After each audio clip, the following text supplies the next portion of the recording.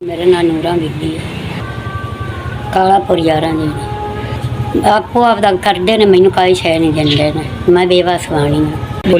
बेटी फौत हो गई तो दो थरियाँ मेरे को ने।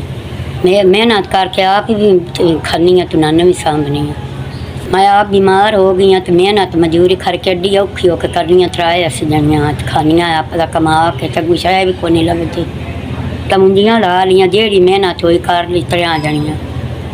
उन्होंने मैं बाहर नहीं कर गल सकती भी वो जवानी आएंगे तो मैथों टुरिंदा नहीं है। मैं आप मेहनत मजूरी तो रह गई हूँ। मैं बीमार हाँ गी तो गोडे अंदर आते तो दवाई जोगे पैसे को नहीं आए। तो पुत्र के घर बेटी देखो गुंजाइश को नहीं, पुत्र के घर आई हाँ गी तो की करना अपने होंगे निक्के निक्के बच्चे वो मैंने देवे को ना देवे।